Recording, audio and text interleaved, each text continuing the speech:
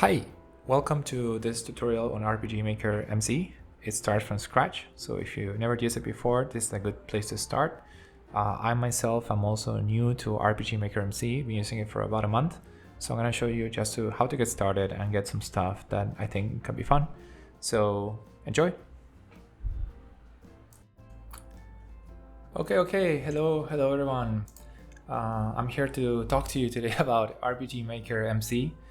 I have my guide right here on the side, and I'm gonna be doing a bit of a long video. I'm likely gonna be chopping it into pieces so it's not too overwhelming, and I'll try to do some recaps here and there. If you never use RPG Maker MC and you bought it recently, this is a good place to start. There are many guides already on the internet, and many are good. This in no way tries to be better than them. It's just my own flavor of things. I know that RPG Maker itself has been out for decades now, and there's a lot written, there's a lot of forums. I'm new to all this. I'm only been familiarizing myself with the software for about a month, and I'm actually planning to start making my own game. So before doing that, I thought it was better to just practice, and instead of coming up with some very clever game or anything up front, I want to just do some practice games first and something that will give me some confidence and also help me anticipate potential pitfalls that I don't want to encounter for the first time when I'm doing my game. I'm sure this is unavoidable, but this is just my perspective. So let's get to it. Let's start by saying that I do have some background in coding. I have done some work in C++, in Python, use Linux extensively, a part of my life, but I want to say that is not necessary if you want to work with RPG Maker MC. It's not necessary. It will help you understand a bit more what's going on. And I'll try to make some comments here and there so that if you have any background in any programming language, even if you've done it in school briefly, I think it will help you understand a bit better. At least it did for me. And that will make the software a bit easier to use. The other thing I want to highlight is that the RPG Maker MC has many limitations. You can only make certain type of games. Of course, you can try to go beyond that and make other types of games, but it's not meant for it, and that means it's going to be very hard. There are other game engines out there, and I recommend you try them if you want to do a different type of game. This is to make RPG games, and you can keep it simple, you can make it very complex, but the more you try to deviate from this, the harder it will get for you. So the reason I'm using RPG Maker is because I tried Godot briefly. I tried to build my own web game from scratch using Python, and I'm realizing that it was a lot of work. Nothing good ever is without its challenges, but I wanted to make sure I deployed. I want to make sure that whatever I built saw the light of day and I could share it with friends and strangers on the internet. So if your priority is building an amazing game, one that you can even commercialize and make money out of, it's going to be very hard. And it doesn't mean you shouldn't do it, but just know up front that it's going to be extremely difficult. And it's a combination of taste and technical prowess and artistic style and many things that you might or might not have at this point. You can certainly develop them. But what I'm trying to tell you here is that if you want to guarantee success in deployment, being it a good or bad game, but you want to make it see the light of day, RPG Maker does exactly that. So without further ado, let's get to this. So open this, just for clarity, I'm using this version, and I'm gonna create a new project. Yeah, you2 walk through, right? So this is what I meant. You don't open a blank file. You actually can see there's a lot of files being put inside my directory at this point. And this is because RPG Maker gives you a game from the start. So I can go right here to playtest, and it's running. Like, this is a game. I can press new game, and I can, use the arrow keys, and wow, full game already working. and I can press like escape, and we have a menu, we have like stuff and skills and equipment and a lot of stuff going on. And you know, like, it's a full game. So if this is like your game, it's done. You can just deploy it. You can upload it to Steam and pay some money to publish it. You can put it in an itch. You can send it to your friends as an exe file and they can run it in Windows. So that's one of the main points I want to start with. So you have a game already. So let's go now to what else is here in the UI. So we have, I'll start, first of all, I'm not an expert, like I said, so I'm gonna just tell you what I think it is and how it works for me. Other people can come and correct me in the comments, please do. I'm sure there's a lot of things I can learn from you, so please don't hesitate. So here we have two views, event view and map view. And as we build our games or our levels, we're gonna be jumping from one to the other. Then this is like our parent directory of maps. So we can create new maps, edit this map, generate stuff, and we'll get to this later. Then here we have layers. You can see that they're not available because this has to do with tiles and the artistic decoration of maps. So let's do that for a second. And we can see here that suddenly I have tiles, and it's as easy as clicking on one, clicking in here, and you can see how it even automatically forms. This is called auto tiling. So I don't even need to worry about like making these joins nice. I can just do this and it works, and I can add stuff. And you can see this one doesn't go so well, but this one does. And you know, suddenly we have a map. And here are the layers. I find that most of the time you don't need to worry about this. If you use this automatic, it usually takes care for you of all this. Different ways in which you can do this. So for example, we can do squares like that. I can do this, horrible. I usually use the pencil. And immediately, let me tell you just one quick trick. I'm using left click for everything. If I were to use right click, I can kind of copy this tile and paste it. And let's say I want to copy this whole section, I can paste it. And this will save you a lot of time. So left click to use this, to use whatever tile I have selected, and right click to copy and paste. So immediately we can just go and test what happened right now in the game. So I'm gonna press play, but my game is not saved, so I must always save it first. Let's go back, oops, let's go back in. And I cannot move. I can also use the mouse, by the way. I can just click here on the mouse and people go, but I'm gonna use my key for the most part. And I cannot, I'm pressing up or I'm pressing right and nothing's happening. So these tiles already are blocking my path, which is exactly what you want to happen. Like you don't want your players to go into the water. So this is what the tile system does for you. You can override this and later you'll have to, but just know that the tiles have a certain importance on where they stand on this stack. It might affect where your player can go or not. So that's with the tiles. Let's keep going, see what else we have here. Of course, you can zoom in, zoom out.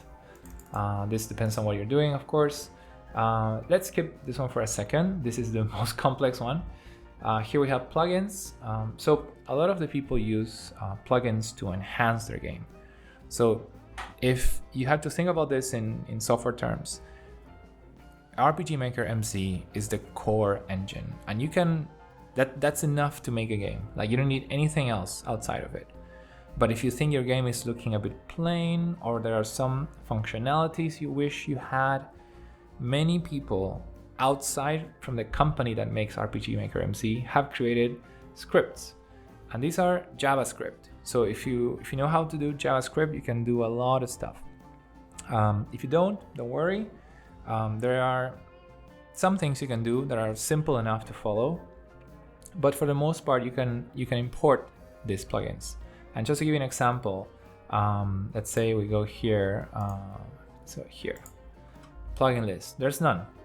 But I can immediately go and search, and we see, okay, actually there are a few already included, and they're like .gs. So you can see how these are just JavaScript files. So just now, I'm gonna show you real quick how to import a plugin. We're not gonna use it, just to kind of like eliminate the question mark of what this is. So we can go to game, open folder. So this goes to the game directory. All this stuff, it's already there. And if I go to JS, if I go to plugins, I'll see the 4 things I just saw. And I can just open this, just throw it here. And this is text. I mean, this is JavaScript. And you can, just, if you know JavaScript, you can write it yourself. You can throw this stuff into ChatGPT, ask it to explain it to you, and modify it even. You don't need to do this though. There's a lot of scripts online and you can just search for them. There's a few I like. I'm still discovering them, but I do try to not rely on them because they are not made by the game creators and there might have some conflicts, especially if you mix plugins. Like, it is known that sometimes there are issues between that, especially because some plugins were made for other versions of RPG Maker. And that also is a source of conflict. So just now you know that plugins are. Then we have this, which is a sound test. We're not going to talk about that now. Then we have this. I'm going to click this button. Okay, resource manager.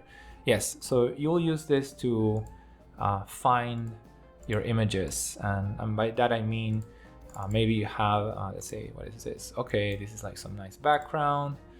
Maybe we go now to enemies. What is this? Okay, we have some action dude here.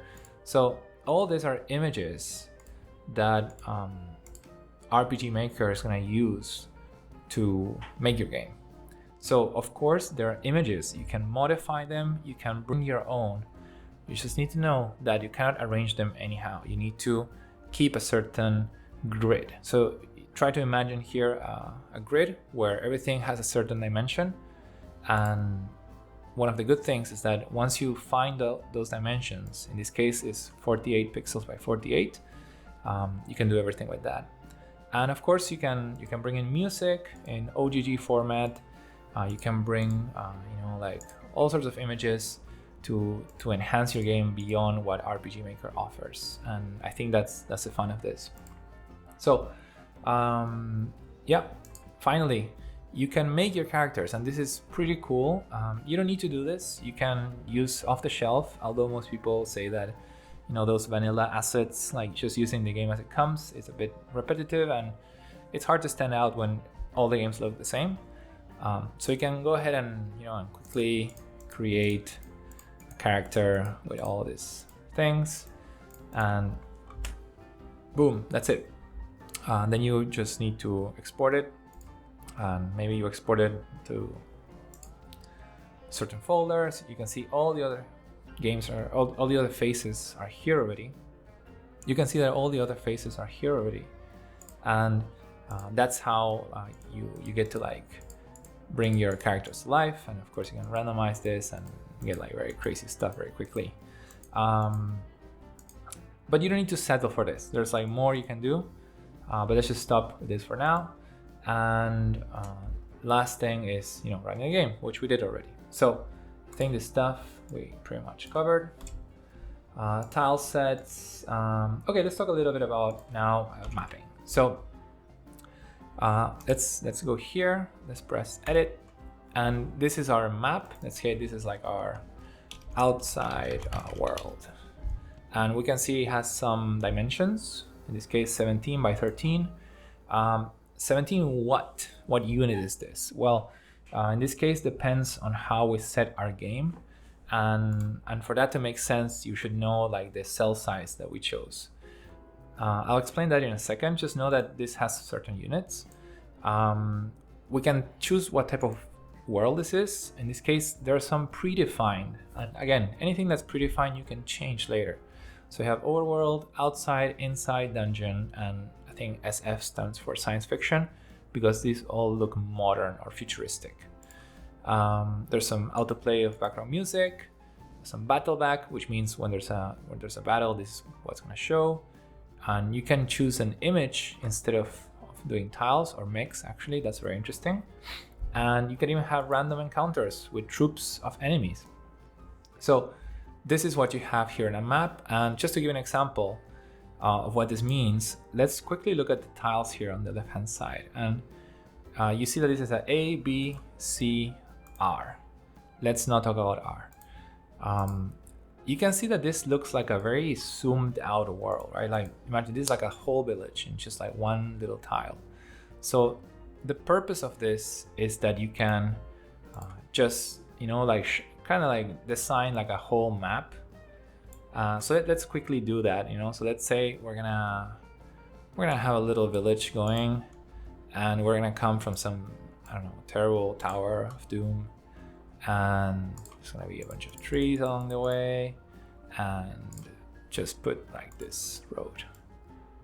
Ta-da-da. Okay, so our player is here, and let's say that we want to arrive to the village. So if this is like let's call it like a world map, let's create a child map underneath, and let's call it Little Village. And let's take everything as default except outside. So we create this, and now if we look at the tiles, okay, this is a lot more is going on. So we can use these tiles to design our little village.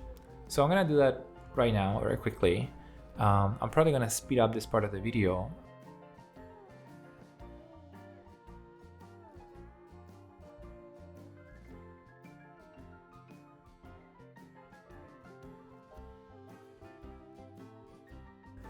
Okay, so this is already looking a little bit like a little village, and we can do some additional decoration. Let's like throw in some trees, try to make it realistic. So these people probably need some firewood, so let's have them stack some firewood.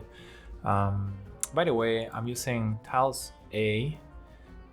You should notice that they have different styles, and some if you look at just below here, not all have this labeling, but the default ones have. So you can see there's a wall, this is a roof, this is also a wall, this is also a wall. If you keep scrolling, this becomes suddenly stone for the floor, and this should tell you that, oh, you can walk on the floor, but you shouldn't be able to walk on walls or roof.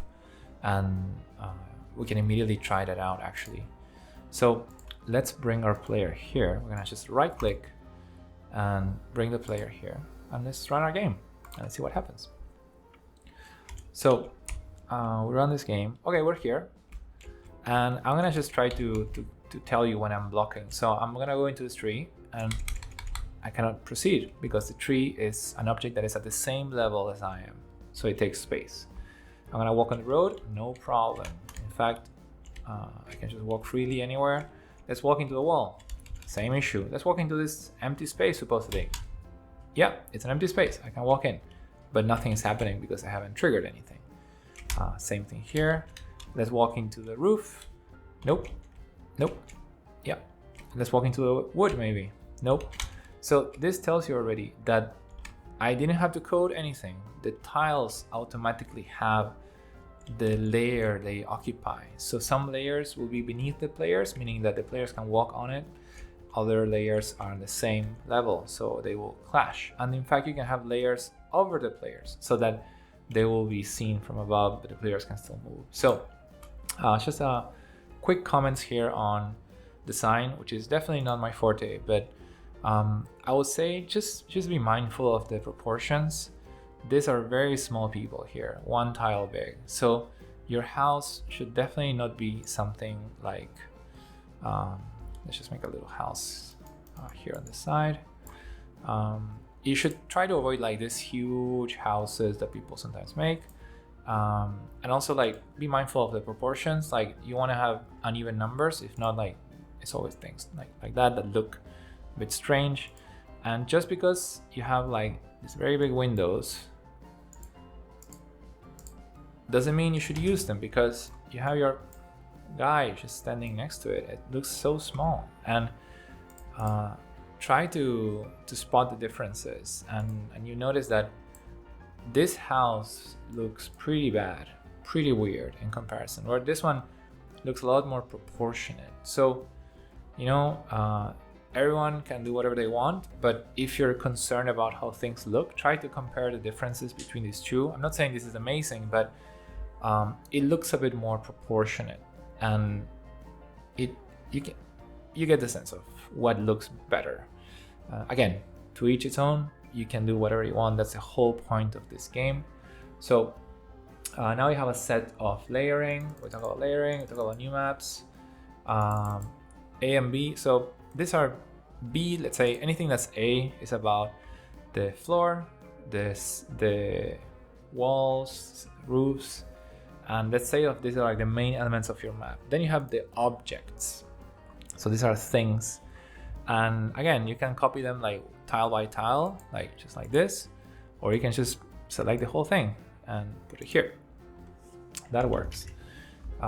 You can add some of this on top, so maybe you want to make it look a bit more like worn, you know, looks like this house has a lot of stuff going on.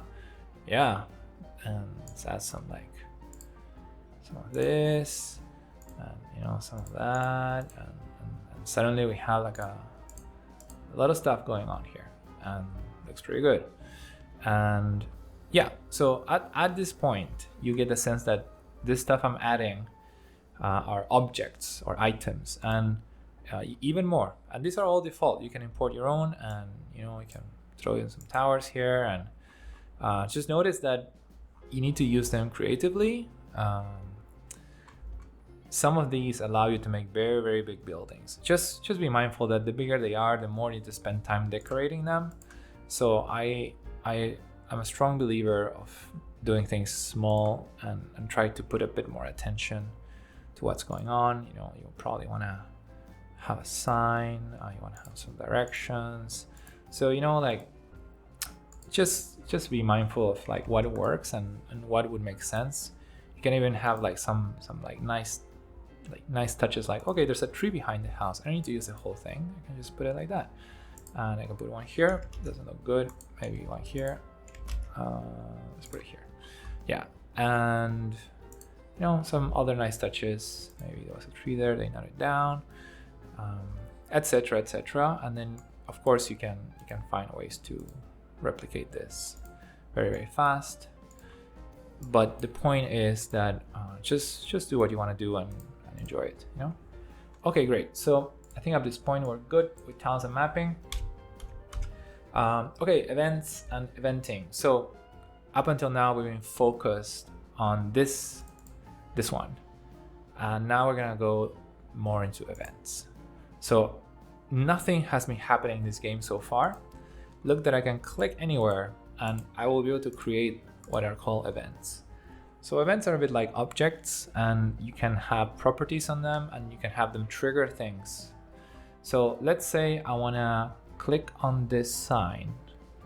So I'm going to double click, and now I have an event editor. Lots going on here. You should know that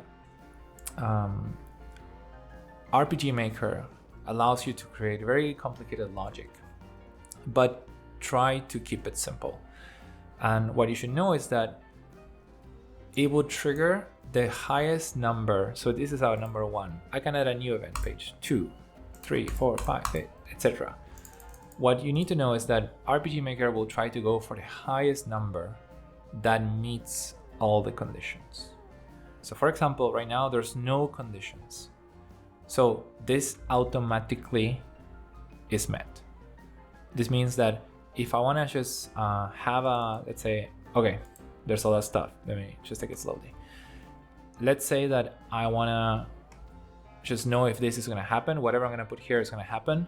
Yes, it will happen because there are no conditions here. There are no if this is happening, if this variable is something, if this switch is something. This automatically is triggered. Okay, so now image. We can include something here. In this case, I'm already, I had already double click. Yes, I was clicking on this, so I'm not gonna add any image for now. Autonomous movement, nope. We're not gonna talk about this because this is a fixed sign. priority. This means if it's gonna be something that I can interact, it's gonna be something I'm gonna walk on top or above. In this case, same as characters because I wanna have it at the same level.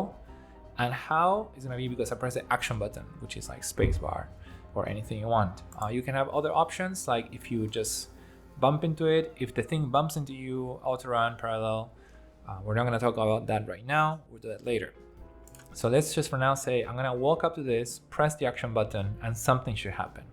So now we're gonna do something. So let's call this, first of all, let's give it a name, sign. And let's double click. Okay, lots and lots of things to do. So we're gonna start very simple. We're gonna just show some text. And it should say, this is the text in the sign. And that's it, nothing else. I can preview it. Yep. So I had just made an event and press OK. You see it right there. Let's test, always test. So we're gonna try to play, ask me to save the game, yes. And let's go see what we built. So I can walk around, I can like get stuck on this, I can get stuck on that, get stuck, okay. I press space. Yep, good, it works. I can press it many times, it keeps working. Great. So up to this point, now you know how to trigger an event. Let's make something a bit more interesting. Let's add a person here. So I am just double clicking, new event, let's call this person, let's pick them first. Go to image, and again, RPG Maker MC gives you a huge variety of things you can choose. For now, let's not complicate anything. Let's just pick whatever the first one is. Okay, oh, I don't like this one. Let's pick this one. And that's it. Let's have it be there. Okay, suddenly we have an NPC. Okay, so this NPC is doing nothing because there's nothing here. But I can already, for example, I can already assign this autonomous movement. So let's put random and slow. This is how often it will move. And let's press apply. Okay, let's see what happens.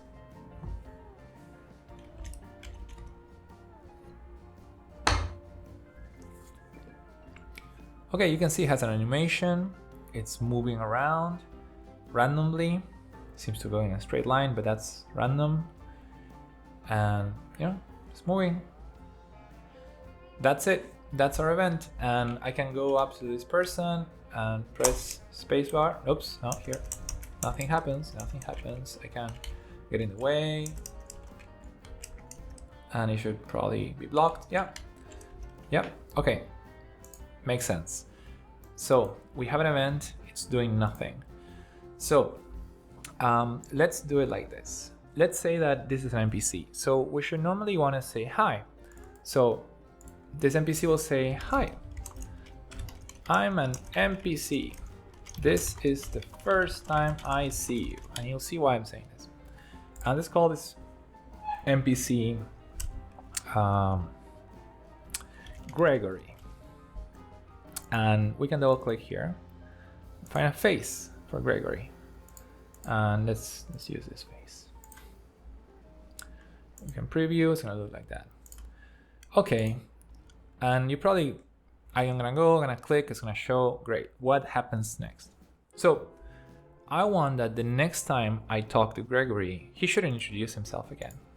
So I want a way in which after this has been said once, we can have another dialogue.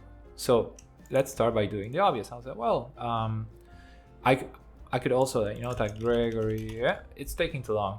I can just copy, Control-C, Control-V, paste. And what that saves me is I don't need to choose the face again, the name again. I'm just gonna say, nice to see you again. So let's play this out. Let's see what happens. Go find Gregory, talk, hi, NPC, press space again.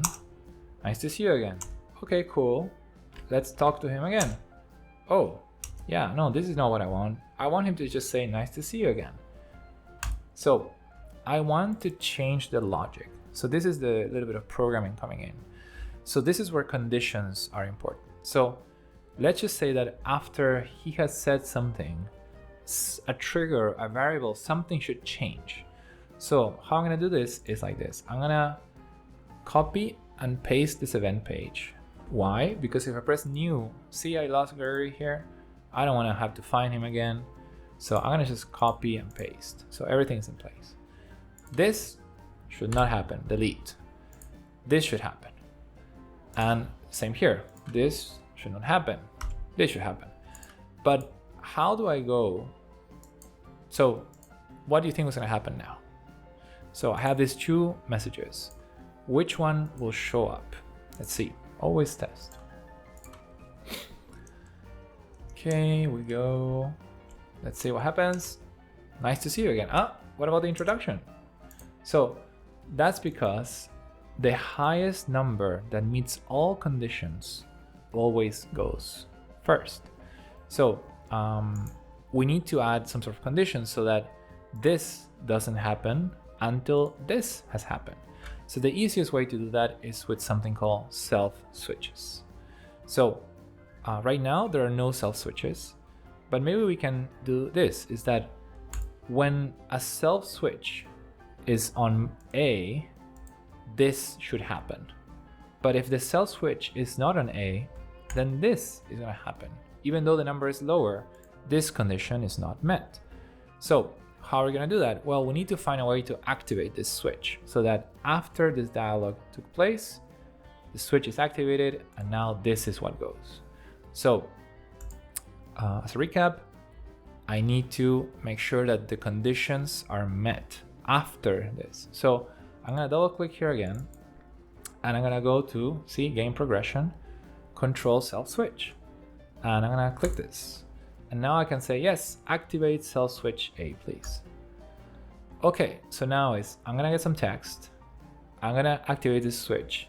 And you can imagine that from this moment onwards, the game will now see, well, this is the higher number and this condition is met. So therefore I should show you this from now onwards. Let's see if this is true. Open, go. Okay. Okay, good. Talk again, let's see. Nice to see you again. Okay, what if I talk one more time? Nice to see you again, and nice to see you again, nice to see you again. Great, yeah, this is what I wanted. So this is how switches allow us to have game progression.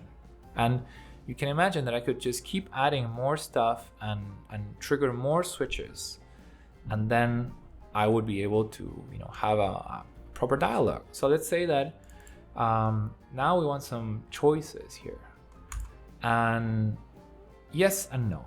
Yeah, we don't know what we're choosing here, but let's just say that we want to choose between yes and no. So when yes happens, something should happen here, and when no happens, something should happen here. So just to make it easy, let's one more time copy and paste this page, and I'm gonna do this one more time. You'll see why very soon. And let's go back here. Sorry, let's just delete this stuff so it doesn't confuse us. And we're here. So when yes, let's say that when yes, I want him to say something, right? And again, oh, I don't want to type all this again, sorry. Let me just borrow it from myself here. Control C, Control V. I want to say, please fetch, come back when you have my potion. Okay, it's a quest. And when we say no, he will say,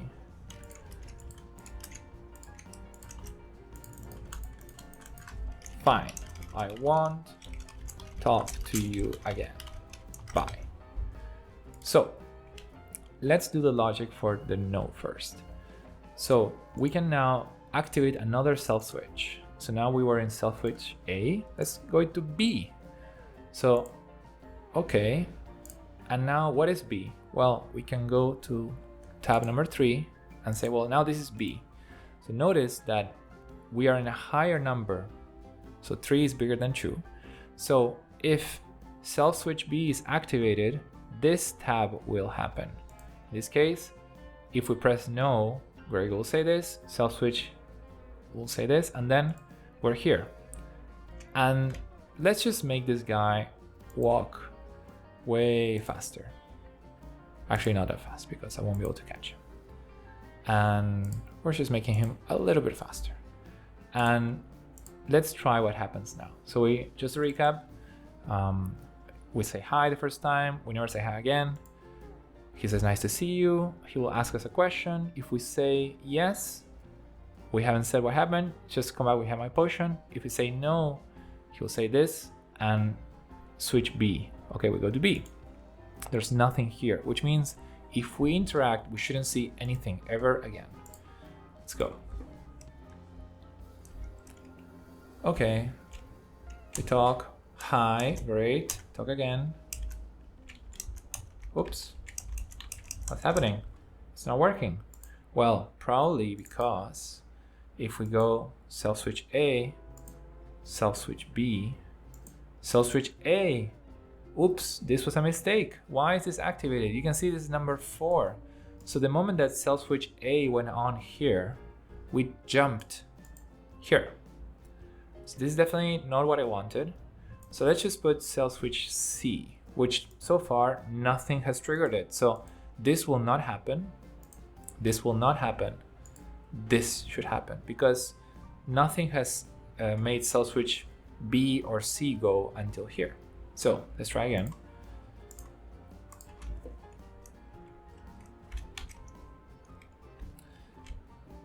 Okay, hi, great. Again. Oh, yes or no? Let's say no. Fine, I won't talk to you again. Bye. So now I see how, oh, we're going very fast, this guy. I try to talk to him, pressing space, nothing happens, nothing happens, nothing happens.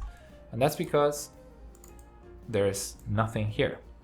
It's same as character, so I can bump into him. He's going faster, normal speed, higher frequency, and that's okay, that's what we wanted. So now let's do some logic for yes.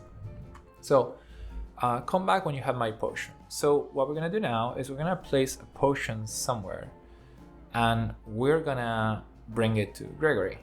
So the easiest way to do this is to have the game help us by using some pre-made feature. In this case, I'm gonna just click here, right click, and quick event creation. And you can see that it offers us a few quick things. Let's do treasure. So this will give me a chest, and the chest will have something. Let's call item, and we're gonna pick from this item. Potion, great. Okay, so that means that when I go and interact with this, we should get a potion. Let's go, and space. Ta-da! And I can go here to items. Here's my potion.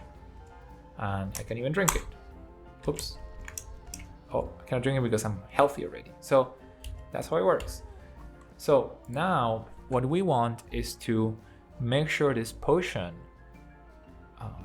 we can give this potion to Gregory.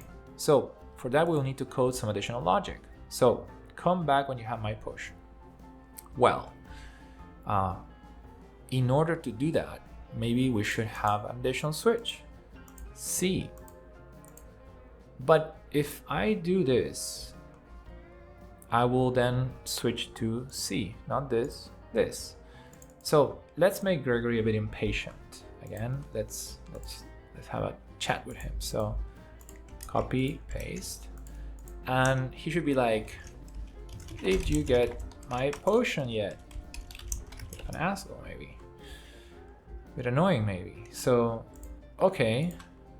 And if we have our potion, so there's a few ways you could do this. You could have the item show up here. We're gonna have another way. We're gonna show, in this case, a conditional branch. So this is called flow control. This is an if statement, if you are done programming.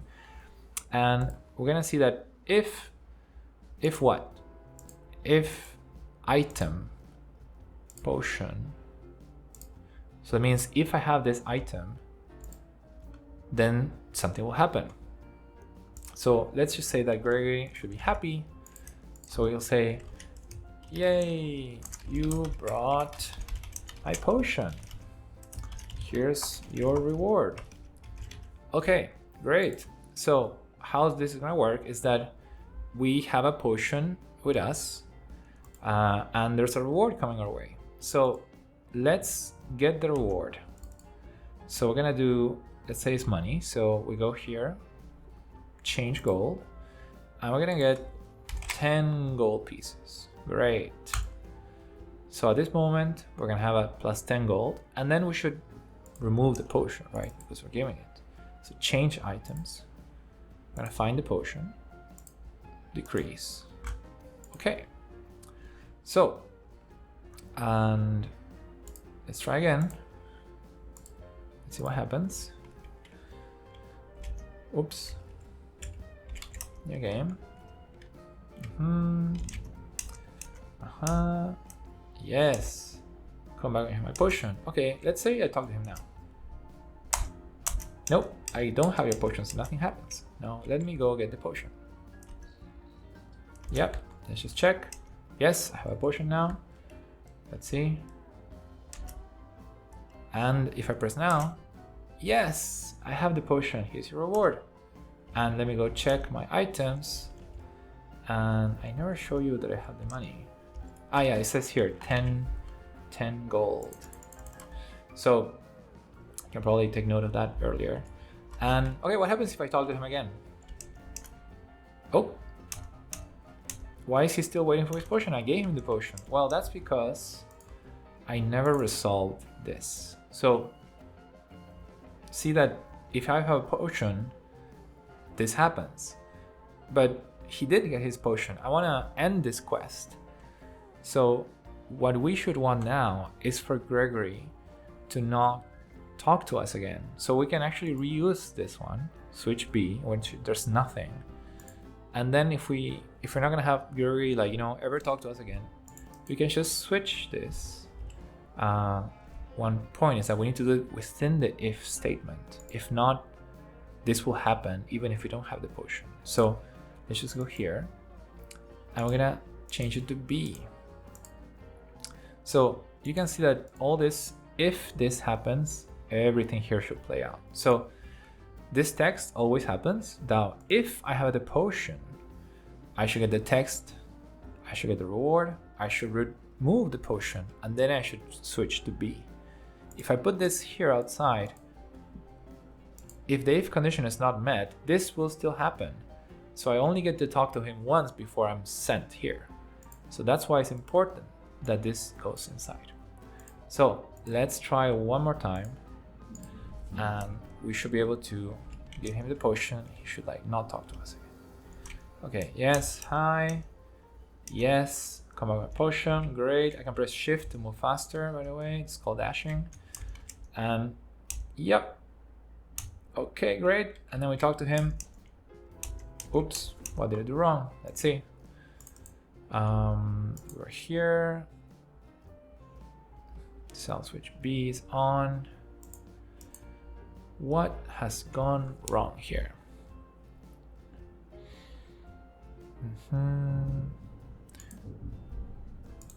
Probably because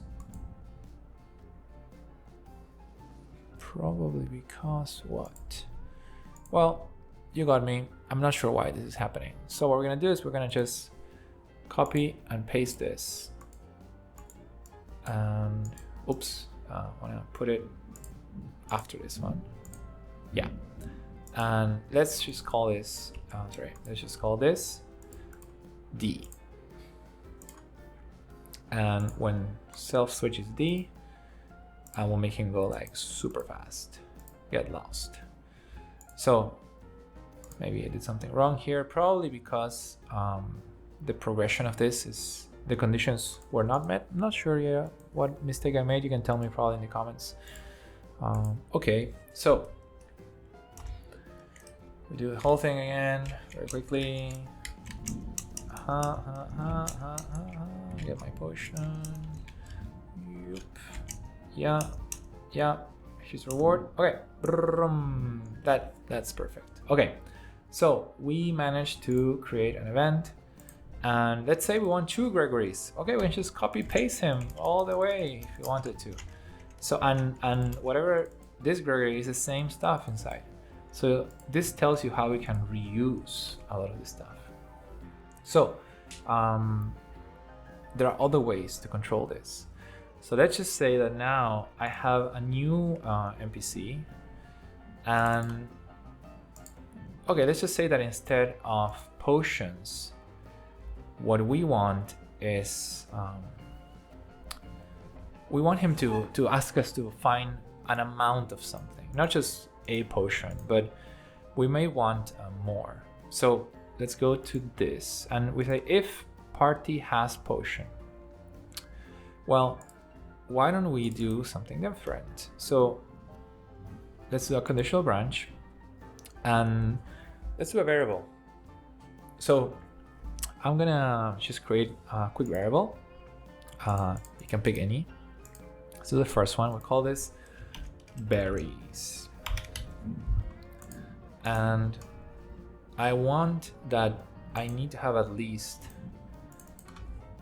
3 berries for this to happen.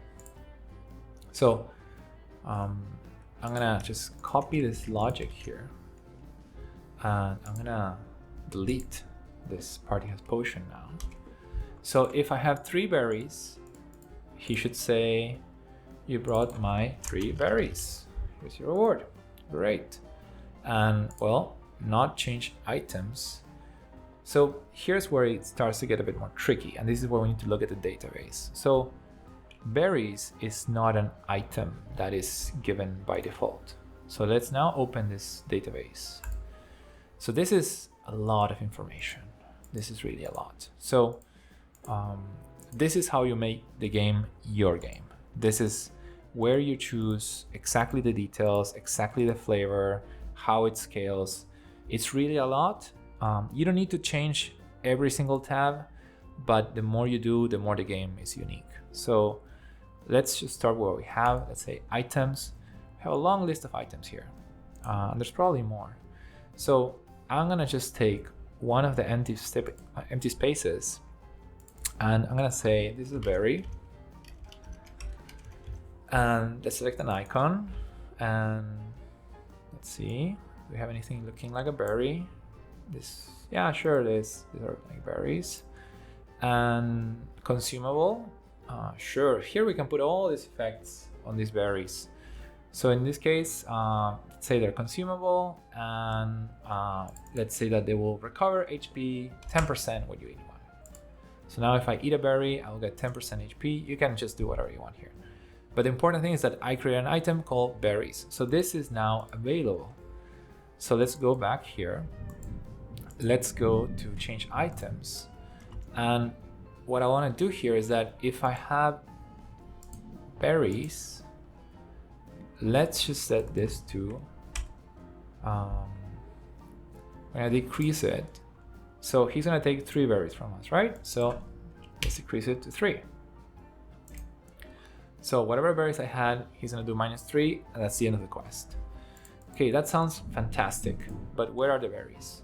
So let's just quickly say, well, we could have some berries here, and I will need to now have an event for berries.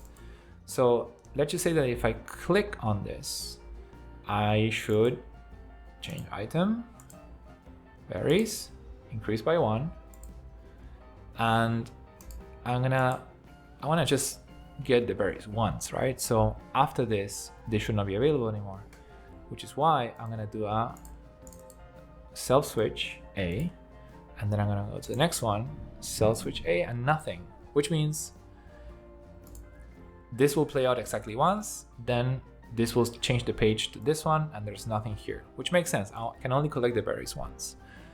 Take note that the priority here is below characters. This is not correct, because this means like we're standing on it and we want to be able to interact with it. So same as characters.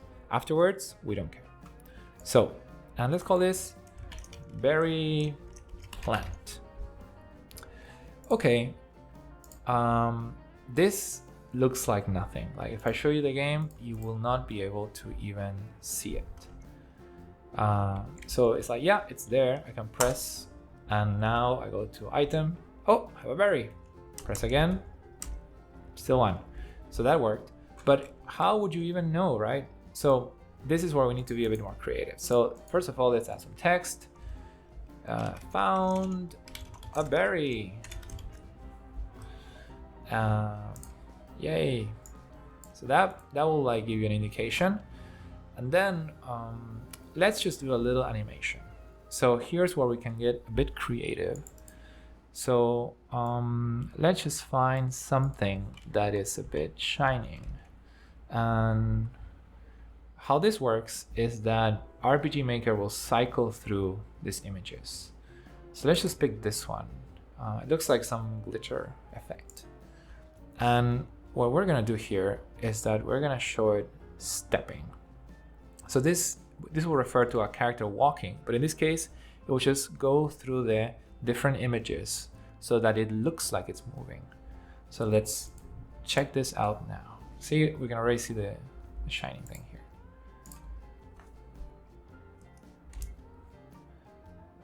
Okay, now something's up here. Press it once. Found a berry. Boom. Yeah, and I have a berry. Yeah, perfect. So this is exactly what I want. So do I need to do all this work again? No, I can just copy and paste, and now I have 3 berries. So let's just do this and be done with this part. So press 1, found a berry. Press 2, found a berry. Press 3, found a berry. 3 berries. Great, let's go get our quest. Yeah, hi. Yes. Come back with my potion. Well, didn't change that. Okay. Did you get my potion yet? Didn't change that either. Oh, what's going on? Something's up. So let's just, for the sake of, just change this properly. My berries. Okay, great. Then. So, did you get my berries yet? Okay, so what is going on here? If berries is greater or equal than 3. Well, I said variable berries, but did I ever use anything with this variable? Actually, what I have is an item. So here's a little thing I didn't do correctly. So I have berries item. I have 3 of them actually, but there's something called variables, and I have never changed this variable. In fact, I'm changing it here, but sorry, I'm removing the berries from my inventory, but I'm not changing the variables at all. So I need to go back. No, let's not discard changes. Let's save the changes. So let's go back to when we get the berries. Let's take a look at here. We are getting 1 berry, and our inventory will have berries. But think of this as an external variable that we're keeping track of things. So what I should do is that I should increase the variable called berries collected by 1. So I'm gonna do that. I'm gonna control variable. I'm gonna find the variable called berries, and I'm gonna add by 1. So every time I find a berry, this will go up by 1. So there's other operations you can do. Let's just keep it simple. We're gonna constantly add 1 every time I hit a berry. And let's make sure I do this here. So what this means is that every time I touch a berry, I get +1 to the variable, and then I change the item. So just to make this a bit clearer, let me just change the name of the variable. It's a bit misleading. Let's call this berries found. So it's not the item berry, it's how many I have found. Okay, great. So let's delete the original berries, and let's rectify this one so that I add 1 every time I find it. And then what I want to do, let's delete this. This one is the only one correct, yes. So let's make sure we propagate that. And then we go to this guy, and when berries found is greater than 3, then I'll get the reward. I subtract 3 berries from my inventory, and that's it. And berries found will remain 3. So I actually found 3 berries. Then I gave them away. So this is where the game logic comes to mind. Let's do this now and see if it works. Okay, talk to this guy. Yes. Do I have the berries? No, obviously not. Okay, let's get the berries. 1, 2, 3. Talk again. Yes, you got 3 berries. Here's your reward. Perfect. He goes zooming out, and I get my 10 gold and no berries. Very good. So that's it for now with variables. I talk about self switches. There are other switches you can do, but I think you already get the gist of how this works. And let's see what else we have here. Well, we could talk more about database and management. So this is a really infinite part. I'm gonna start winding down this video, but let's just end by talking about this. So the whole point is that you can create individual actors that have a certain class. So if you ever play games like Dungeons and Dragons, you will have this template of what a swordsman is, and you can see that Priscilla and Reed are both swordsmen, and so that means that they might have different equipment, but they will have the same traits and they will behave similarly. How do we know?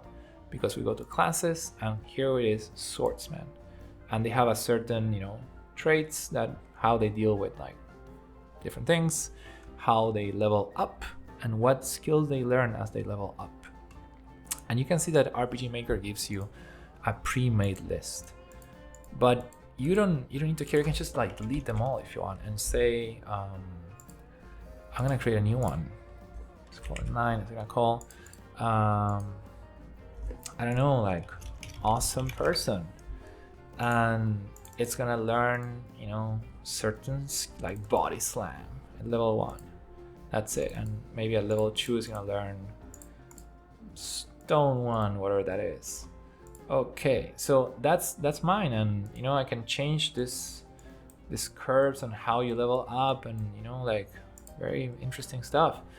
And here same, I can just have a special events and things going on. Again, this is how the game gets very, very complicated, but it becomes your game.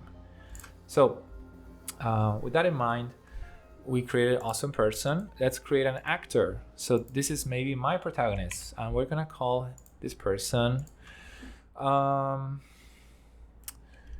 let's call Mara, and she is an awesome person. And let's pick a face, and let's say this is Mara, and I need to find some sort of like which one of this is Mara, right? And maybe it's already pre-made, I can just borrow it. If not, I can just pick whatever. Let's say this is Mara, I'm not sure. And Battler also, yeah, whatever. Let's say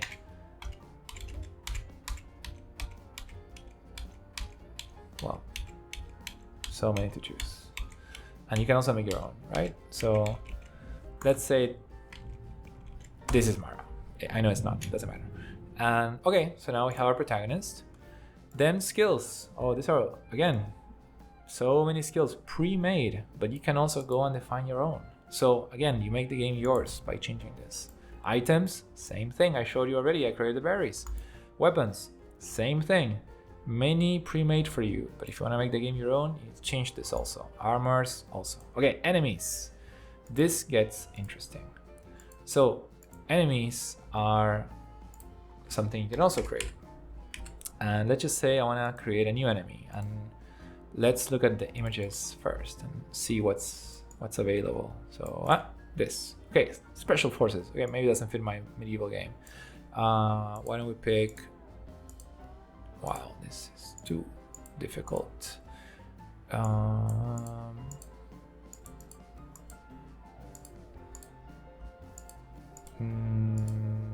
sorry, I'm just very picky. Foxman, Lich. Wow, what the hell is this? Well, there's a lot to pick. Let's just say that. Yeah, Witch, perfect. No, Wolfman, even better. Great. So we're gonna. This is our enemy, Wolf dude, and we can set, you know, the HP, attack, defense. Maybe when it dies, it drops something. In this case, let's drop some gold because, you know, these guys will carry some money, and they give us 50 HP, and they will attack us. And, you know, we can make it a bit more interesting. Let's add more skills and say, well, maybe every now and then they can, heal. You know, that's tricky. And this rating is how frequently they'll do it. You know, it's in a chance or a probability. So let's just say that they're gonna try to heal when their hit points are very low. So let's say when they're less than 30%, they're gonna try to heal. So likely they will attack us, but when the hit points are below 30%, one of these two things can happen now. So the condition is when the HP is here. And this is pretty weak stats. Let's just add a bit more of everything. Let's just make everything 20. You know, interesting. So we can see if this is a, how do I know if this is a tough enemy or not? Okay, let's do troops. So technically you cannot fight enemies, you can only fight troops. So I'm gonna create, you can see how we have troops of like 2 of these dudes, 2 of those dudes. Let's create a new one. Change maximum, let's add a few more. And I'm gonna add my wolf dude. And we're gonna auto name this wolf dude. And we can immediately test it. So what are we gonna test here? We're gonna test our people. So we have Reed, Michelle, Casey, and Elliot. And they're all level 1. And, you know, let's fight this guy. Perfect. You see that we're not even playing the game, we just went straight to combat. And we can fight and attack. And wow, we super killed it. And we get 50 HP and 10 gold. And we leveled up even. Wow, that was super easy. So this tells you that your game needs to be balanced. Otherwise, it's a bit pointless. Or, I mean, up to you, depending what your game's supposed to be. But you can move this around and say, well, actually, 1 wolf dude maybe is too little. Let's just add like 3 wolf dudes. And also, maybe they should have more hit points. Let's say 150. And the attack, we haven't seen the attack yet, but let's make them a bit tougher. Okay, and let's try again. You know, we can just go back to database, go back to troops, change this. Let's go. Okay, fight, and we're gonna do attack. Okay, we fight them. Okay, 1 gone. Okay, now it's their turn. Okay, took some hits, you can see. I'm gonna do guard, I'm gonna attack, just to see how it plays out. Okay, this wolf dude should be pretty injured right now, so maybe they might or might not do the healing. Oops, maybe I was too aggressive on those.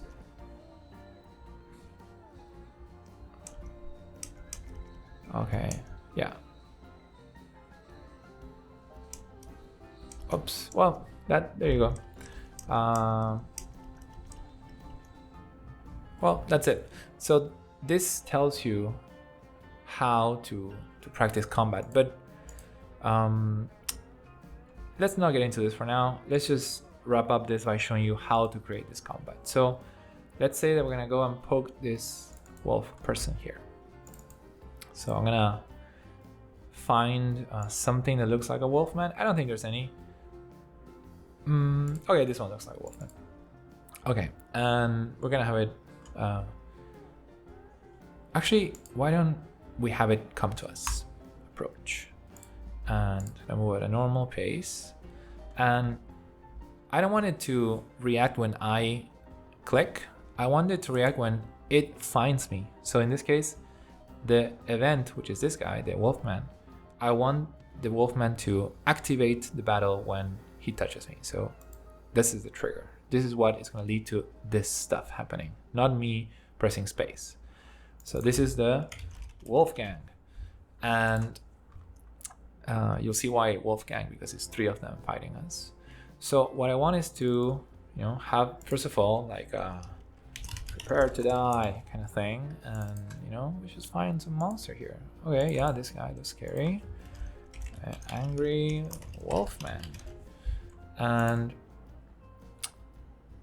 then what? Then we should have our battle take place. Battle processing.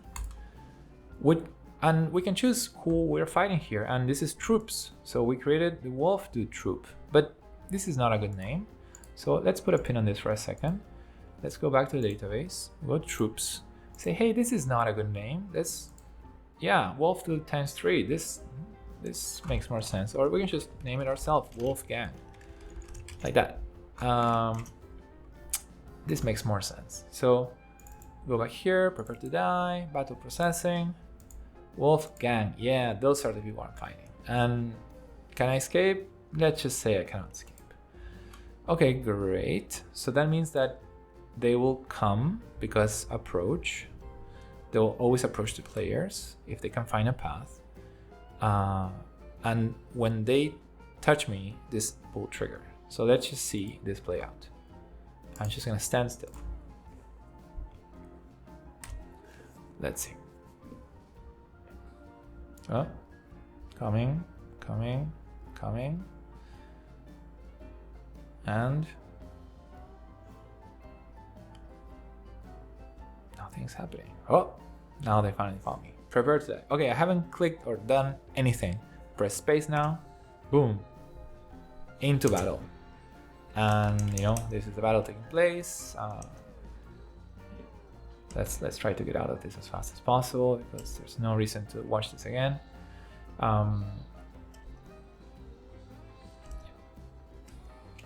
Let's use some magic. Oh, we have no magic. Special. No. Sure. Magic. Fire. Yeah. Fire is good. Okay.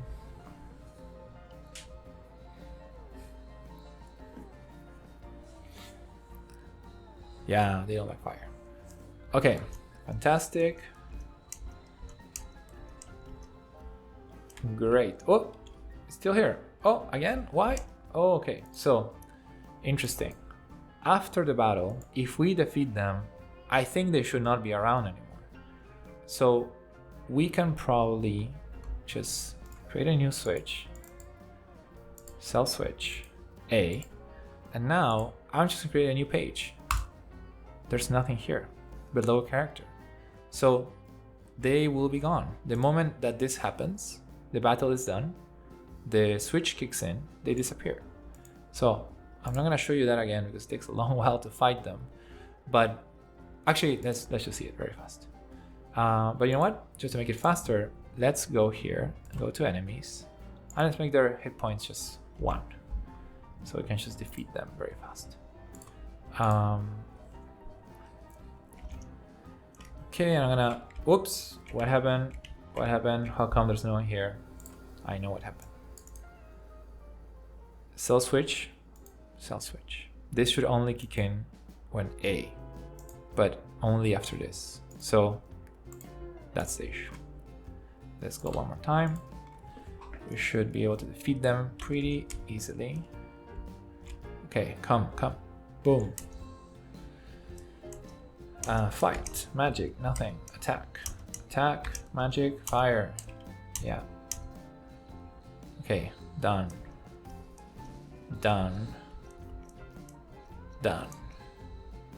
Okay. And now we should see that it should be gone. Ta-da! They're gone. Perfect. Okay. I think this is a good time to stop. This was pretty long video. I'll have to edit it now, but I think you get a quick sense of what you can do in the database. I'm not going to talk about plugins and extensions. This really makes things a lot more complicated, but I suggest you go and browse the internet for what plugins exist. Maybe I'll make another video about that at some point. I've already shown you all the play testing, so no need for that. And yeah, that's it. Okay, I hope this found interesting. You can see how we went from nothing to this. I'm gonna just show you one last thing that I think you're gonna find interesting, and it's that we had started our game here actually, right? And let's say that we wanna be traveling from here into this village. So let's just make something that is a transition. So let's transfer, when we reach here, let's transfer the player to a little village here. And now we go back to a little village, and when we walk here, we want to be transferred here. So we're gonna do another transfer. We're gonna go to world map here. And okay, so now the final demo, and we're gonna try to outrun the wolves. It's like this. And we're here. And we come back. Perfect. We can find the berries. We can fight the wolves, better not. Find the potion and talk to this guy. You can see that as we talk, the things keep going. So be mindful of that. And okay, that's it. Bye.